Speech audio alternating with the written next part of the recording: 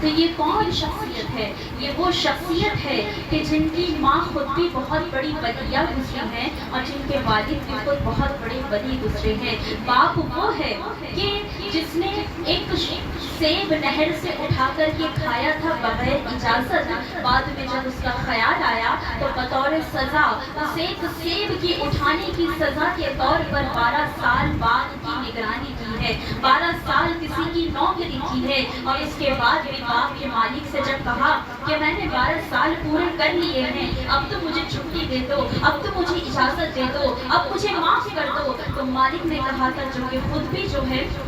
اللہ کے ولی کے صاحب نظر تھے، آپ نے کہا کہ نہیں سنو، ابھی تمہاری سزا ختم نہیں ہوئی ہے، وہ سیب جو تم نے نہر میں سے اٹھا کے کھایا تھا اب اس کا مالک میں ہوں، تو جب تک میں نہ کہوں تمہاری سزا ختم نہیں ہو سکتی۔ یہ 12 سال تم نے نوکری کر لی میری ٹھیک ہے، لیکن اب ایک آخری شرط ہے۔ کہا کہ شرط کیا ہے؟ یہ شرط یہ ہے کہ میری ایک بیٹی ہے کہ جو آنکھوں سے اندھی، کانوں سے بہری، زبان سے گونگی، ہاتھوں سے جو ہے لولی، پیروں سے لنگڑی، اس طرح کی میری ایک بیٹی ہے، تمہیں اس سے نکاح کرنا ہوگا، تمہیں اس کو اپنی زوجیت میں لینا ہوگا۔ اب سوچیں ذرا، یہ وہ نوجوان ہے سامنے کہ جس کی ساری زندگی آگے پڑی ہوئی ہے اور جو خود بڑے گھرانے سے ہے، مگر دل میں خدا کا خوف تھا۔ کہا کہ جہنم کا میں عذاب نہ سہ سکوں گا، مجھے دنیا میں ہی تم نے جو سزا دینی ہے وہ دے دو اور معاف کر کے میرا معاملہ جو ہے ختم کر دو۔ اب آپ نے آخرکار حامی کر لی کہ ٹھیک ہے، آپ کی معافی کے لیے مجھے آپ کی اس بیٹی سے نکاح منظور ہے۔ اب نکاح کرا دیا گیا۔ اب جب جو ہے کمرے میں پہنچتے ہیں، جب آپ کی نظر پڑتی ہے سامنے بیٹھی ہوئی دلہن پر، تو وہ تو کوئی صحیح سلامت بڑی خوبصورت سی دلہن ہے۔ آپ سمجھتے ہیں کہ شاید میں غلط کمرے میں آ گیا ہوں، دوبارہ پلٹ کر کے جاتے ہیں، اور جب پلٹ کر کے دیکھتے ہیں تو پیچھے والد کھڑے ہوتے ہیں، اسی لڑکی کے والد۔ آپ پوچھتے ہیں کہ یہ اندر تو کوئی اور بیٹھی ہوئی ہے، شاید میں کسی غلط کمرے کی کا رخ کر دیا تھا۔ تو وہ کہتے ہیں جو خود اللہ کے ولی ہیں، وہ کہتے ہیں کہ نہیں میرے بیٹے، میں نے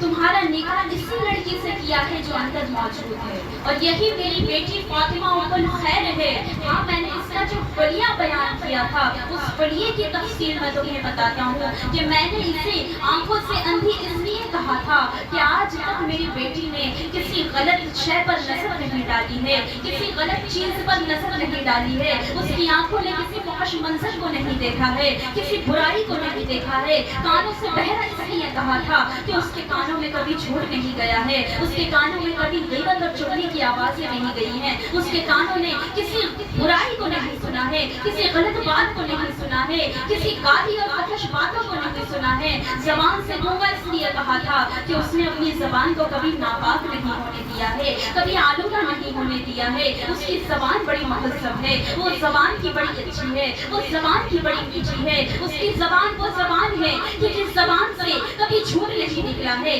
کبھی غیبت نہیں ہوئی ہے، کبھی چغلی نہیں ہوئی ہے، کبھی گالیاں نہیں دی گئی ہیں، کبھی کسی کا دل نہیں دکھایا گیا ہے۔ اور ہاتھوں سے لولی سے اس لیے کہا ہے کہ کبھی اس نے اپنے ہاتھوں سے غلط کام نہیں کیا ہے۔ پیروں سے لنگڑی اس لیے کہا تھا کہ وہ چل کر کبھی کسی غلط مجلس میں نہیں گئی ہے، کہ کبھی کسی غلط محفل میں نہیں گئی ہے۔ تو سوچے جب ماں یہ عورت ہے فاطمہ ام الخیر، اور ایک طرف باپ وہ ہے کہ جو ایک سیب کھانے کی سزا 12 سال نوکری کر کے اور اس طرح کی لڑکی کے ڈسکرپشن کے بعد بھی نکاح پر آمادہ ہو جاتا ہے۔ جب باپ ایسا ہو اور پھر ماں ایسی ہو، جب ان دونوں کے ملن سے پھر جو بچہ وجود میں آتا ہے، اس بچے کا نام عبدالقادر رکھا جاتا ہے۔ اس بچے کو دنیا غوث الاعظم دستگیر کے نام سے جانتی ہے۔ یہ ماں وہ ماں ہے کہ جو 14 پاروں کی حافظہ ہے، کہ جو رات کو بستر پر سویا نہ کرتی تھی جب تک اپنے 14 پارے مکمل نہ کر لیا کرتی تھی، یہاں تک کہ حالت حمل میں بھی وہی روٹین رہی ہے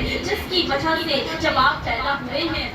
تو جو ہے 14 پاروں کے حفظ کے ساتھ پیدا ہو رہے ہیں۔ اور آج سائنس اس بات کو اپروو کر چکی ہے کہ بچہ حمل میں ہوتا ہے تو وہ تمام چیزیں آبزرو کر رہا ہوتا ہے، کیچ کر رہا ہوتا ہے، اور اس کا ذہن وہیں سے بننا شروع ہو جاتا ہے کہ جو اس کی ماں کر رہی ہوتی ہے، وہ کیا بولتی ہے، وہ کیا کہتی ہے، وہ کیا سنتی ہے، وہ کیا نہیں کرتی ہے، اور وہ کیا سوچتی ہے۔ اس کی ساری حرکات و اعمال کا اثر असर बच्चे पर होता है। आज साइंस ने इस चीज को मान लिया है। आज हम तो दुआएं तो बड़ी किया करते हैं, हमारी औलादें नेक हो और जो है बड़ी नेक हो और बापर्दा हो, बानमाजी हो, लेकिन जो है औरतें माएँ हो थोड़े से अपने अमाल की तरफ तवज्जो कर लें कि जो है दिन भर जब ज़बानों पर गालियाँ हों, जब ज़बानों पर लड़ाई झगड़े हों, जब ज़बानों पर बुराइयाँ ही बुराइयाँ हों और आंखों से गलत मनासिर देखे जा रहे हों, कानों से गाने सुने जा रहे हों, तो किस तरह से कोख में पलने वाला बच्चा जो है